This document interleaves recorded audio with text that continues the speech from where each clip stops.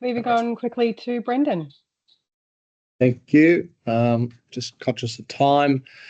Just a snapshot. We're very close within touching distance of that 5,000 milestone, but we've been in touching distance for about 3 weeks. It's quite tedious, and as everyone knows, we sort of start every month about -300, so due to death and offboarding. So we've got to keep driving to get that net result up. We've had some really good growth in the first part of the year.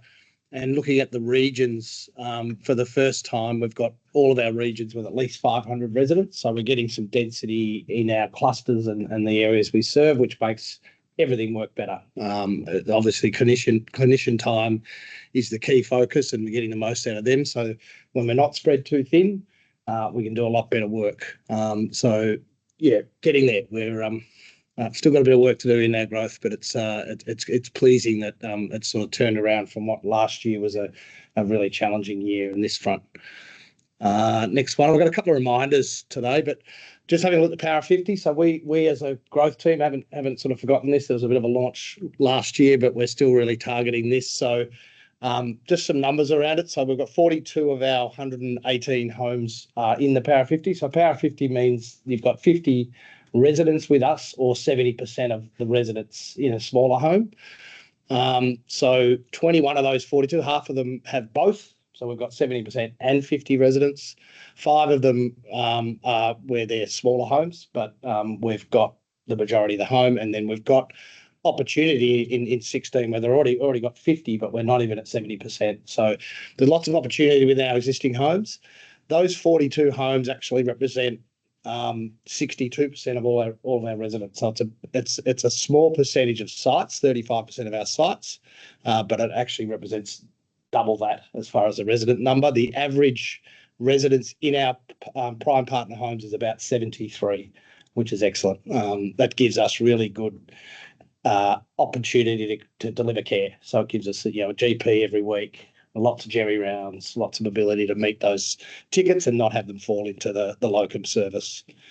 So we're still sort of pushing that with the hops and the teams out there, that it's a really important thing to have density in home from a care perspective. Next one, Sarah. We're doing a lot of work. We trialled some other methods of getting our paperwork completed. We've sort of reverted back to one owner, one area of ownership being Ash's team in the CST world, but we're trying to address this at the source. So through the hops, through the facilities and the managers at the homes, we're really trying to educate on the importance of getting these things done right at the start, because they do drag on and stay uncompleted for a long time if we don't. So lots of education out there. We've created a new how-to, which is attached to the onboarding form now. And we're educating the facilities and our nurses as well where we can. They play a really important part in this as well, because they're often on site and can assist if there's any questions. Why do we need to do that? Obviously, the CST team don't want to have to chase up every form and get it completed. The more we can reduce that work and burden on them, the better. It's better for the facilities and the home and everyone involved, and it just means that we can reduce that bill shock that Dave talked about. So if a form sits incomplete for 6 or 8 weeks, but we're providing care, we never sort of impede the care for paperwork. But at some point, we have to hit them with a whole lot of transactions, and that creates bill shock, which can often lead to residents wanting to leave the service. So really important we get it right the first time. Next one, Sarah. And we're also doing a lot of education and trying to simplify the billing process for our customer. It is not normal. It's very rare that you don't pay your doctor's bill, but you get a rebate and then you direct debit that rebate back to a company. That just doesn't happen. Normally you just tap your card and you get your rebate, and that's the end of the transaction. So we are different, but the education piece and simplifying the messaging is really important. We want to make people aware of what to expect, aware of how it works. So there's a lot of initiatives happening around that. What's really pleasing is our FSP, so that the residents under our fee support program is at its highest ever. Ash, is that right? And that's still accurate, 85.6 or thereabouts. It's been holding for about a month. So terrific work from everyone involved in this onboarding process, either out in the field or with the CST team. And what we've adjusted with the CST team, and you may notice it out in the field, we're jumping on these really quickly. So if there's something missing, Ash's team will generally be on the phone within the hour to say, hey, you've forgotten the concession card or the Medicare card, whatever it is, get the information we need and get them cleaned up and in the system so we can start the process of billing, which is now a lot better from an experience perspective because it's kind of close to point of sale. So a couple of things we've improved is we've doubled the frequency of our billing to twice a week. Go Cardless actually doesn't bill in batches like Zepto used to. So if a resident has a $118 rebate come in, they'll have a $118 line item from Access Aged Care and labelled as Access Aged Care. So a lot easier for our customers to reconcile their bank statements, which is fantastic. But continued education around that. Next one, Sarah. We've done some market research with a group in WA through Alana, and nothing that we didn't know, but it was really just important to hear it from our customers. So we've had interviews with residents, with families, with doctors, with nurses, with RAC facility staff. From our resident experience, the financial side of it is obviously we all know that and hear that every day. It is that shock, and it's really about not understanding or not having the expectation. So we're going to keep setting that expectation and educating them on how it works.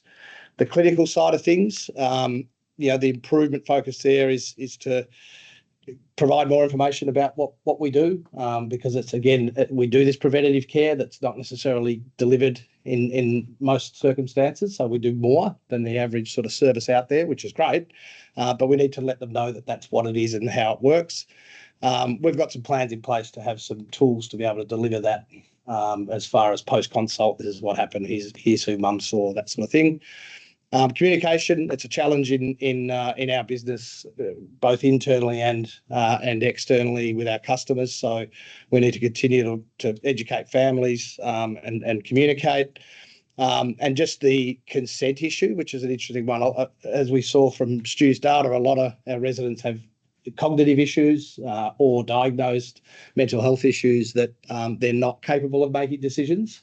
So we need to engage the families a lot more in that instance, because they might tell us something, but it might be completely wrong because they think they're living on the moon. So we've got to get more involved with our families, and a lot of the time that'll be our nurse having to do those calls. So great to get the feedback. The key with any of this stuff is, what are you going to do about it? And so that's up to us to continue to build that education and expectation. I think there's one more. Yeah, just a reminder, particularly for those in the field, we have a wonderful access specialist service beyond the Access Aged Care model. These services are available to our residents and fully supported by the FSP program, so no out-of-pocket cost to access any of the specialists on the left there. And one thing of note is the wait times. If you went into the community, went into the public hospital system and tried to get a Jerry Psych, that would not be 4 weeks, that would be 4 months or more. Pain management, 1 week. Like, we've got some fantastic wait time. So if any of our patients out there need another layer of expertise or some input from a specialist, these are available to all of our residents on referral from our GPs, and also the service is available in the community as well. It's a private billing service for the community, other than psychiatry, which Medicare fund. But for our Access Aged Care residents, this is available, and just sensational wait times and some really, really good quality specialists in that group that Soph and Stav look after. So use it. There's value in it for your patients as well as the business. So